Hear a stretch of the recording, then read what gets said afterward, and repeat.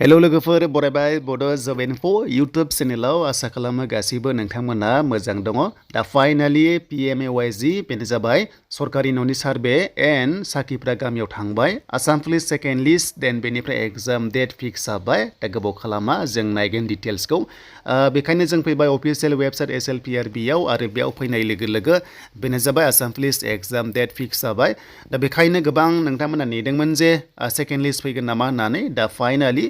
second list फैनाय नंला बेनो जाबाय सिगांनि जि प्रसेस बेयावनो थांदों देन मोनसे मोजां बाथ्रा गोदान भेकेन्सि फैगोन होननानै बिथांमोना बुंबाय दा सिबा बुंनाय बादिबा गोदान भेकेन्सि फैमारसिगोन दा एग्जामा 6 एप्रिलाव जागोन बेखायनो एडमिटआ फार्स्ट 1 एप्रिलाव नोंथांमोना डाउनलड खालामनानै लानो हागोन एन्ड 2026 नि सिगां रिलिज जाबावगोन बेनो जाबाय कनस्टेबलाव स' बेखायनो नेदो आरो मोजां फरायदो एबा नोंथांमोना प्रेक्टिसखौ खालामबाय थादो बेल' नङा गोदान साख्रि आसाम पुलिसाव फैगोन टेनसन दाजासै आरो जायफ्रा मोजां पास जाबाय नोंथांमोना एग्जामाव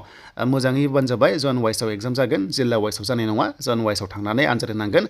42 प्लास स्कर खालामबानो जाबाय अब्ला नोंथांमोना सेफ जन थानाय चान्सआ दङ मानोना दानि कम्पिटिसना हाई जाबाय बेखायनो एग्जामाव नोंथांमोना गैयाबाबो 100नि गेजेराव माने कुइसना 100 बाट नोंथांमोना हमना ला 80 प्लास कुइसन नोंथांमोना कारेक्ट खालामनांगोन होमबाथाय सेफ जन थानाय चान्सआ दङ स' सेकेन्ड लिस्ट नोंथांमोना मोननाय नंला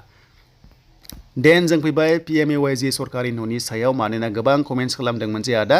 बिनि सायाव डिटेल्स नांफिनगौ जेब्ला फाइनाली डेटआ जामारो दा मैया 17 मार्च जाबाय देन बेनिफ्राय मोनसे मोजां बाथ्रा होन्दोंमोन नोंथांमोननो जे देग्लाय अपसना सोलायबाय होननानै थांनाय बाराव सिगां डाइरेक्ट जिअ'टेक खालामोमोन नाथाय बेयाव थालाङोमोन आरो दा बैफोरबादि थालांनो थाखायनो माने गोदान सिस्टेम गोदान आयेन खालामबाय जे सार्भे खालामग्रोनाय स्टेज 1 एन्ड स्टेज 2 हिसाबै दा बे बोरै जामारगोन आं बेखौ नोंथांमोननो डिटेल्सखौ लाबोदों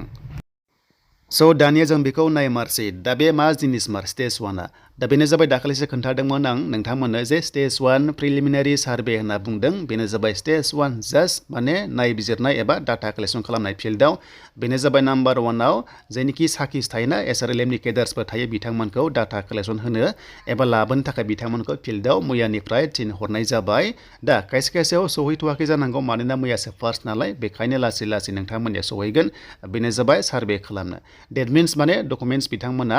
डाटाखौ सोगोन जे जिनोखि मोनसे एप्स थायो नालाय बेयाव सोनाय जागोन जे नोंथाङा बिनि थागि बिमार एबा जि दं गैया बेखौ 31 मार्चसिम खालामनाय जागोन माने सार्भेखौ स्टेज 1 ओरैनो नर्मेल सार्भे नोंथांमोना खालामनाय जागोन आरो जेब्ला बिथांमोना सार्भे खालामखांगोन माखासे डाटाखौ सोगोन अब्ला बे डाटाया ब्लगाव सफैगोन आरो ब्लगाव सफैनाय लोगो ब्लग अफिसनिफ्राय पुरा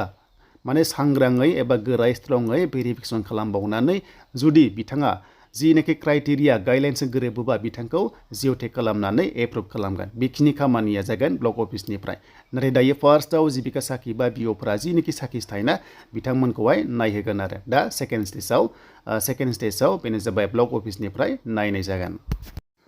दायो नोंथांमोना बे समाव मा डकुमेन्ट्स थानांगौ बेनो जाबाय आधार कार्डआ कम्पालसरि नांगोन बेनिफ्राय नोंथांनि एड्रेस प्रुफ जेरै आधार कार्ड थाबाय कास्ट थाबाय नोंथांमोननि गुबुन भटार कार्ड थाबाय बेंक पासबुक थाबाय जि दङ नोंथांमोना रेडि खालामना लाबानो जाबाय नाथाय जब कार्डआ गैथ'वाबाबो जेबो नङा जब कार्डखौ सानसेयावनो मोनगोन नोंथांमोना जब कार्ड नांगौबा सानसेयाव मोनगोन आधार कार्ड लाबानो जाबाय बेनिफ्राय बेंक पासबुक लाबानो जाबाय बेनिफ्राय ब्लगाव थांनानै बेखौ नोंथांमोना एप्लाइ खालामनानै सानसेयावनो मोननो हायो जुदि एभेलेबल दङबा बाट अब्लाबो नोंथांमोना मोनखायो थाबनो स' बेखिनि खामानिखौ ला देनां नांगौ जागोन जेब्ला न' मोनो मानोना किस्तिखौहाय जब कार्डआव सोनाय जायो बेखायनो जब कार्डजों आधार कार्डजों लिंक जानाय जाथारनांगोन बेखौनो बुङो आधार सिडिं होननानै ब्लक अफिसाव स' बे खामानिखौ नोंथांमोना मावना ला मानोना किस्तिखौ नोंथांमोना न'नि किस्तिया बे एकाउन्टआव हाबगोन बा जब कार्डआव हाबनाय जागोन आरो देन मोनसे मोजां बाथ्रा बाव जे नोंथाङा जिखिनि फार्स्ट सार्भे खालामदोंना दायो बेखिनि स्टेज 1आव सार्भेआव नोंथाङा थालांबाय अब्ला मोनसे मोजां अपसन आयेन खालामदों SS बेनो जाबाय सेल्फ सार्भे SS होनना बुंदों माने सेल्फ सार्भे खालामनो हागोन जे नोंथाङा गावनो सार्भे खालामनाय एबा गावनो डाटाखौ नोंथांमोना एप्लिकेसनाव सोनानै हरनो हागोन आरो हरनाय लोगो माने डाटाया थाखागोन नालाय ब्लक अफिसाव थाफैगोन अनलाइन हिसाबै बेखौ नायनो हागोन बेबादि अपसन थागोन देन बेनिफ्राय जेब्ला ब्लक अफिसना थांमारो अब्ला नोंथांमोनखौहाय एप्रुभ खालामगोन आरो स' बेखायनो बै समाव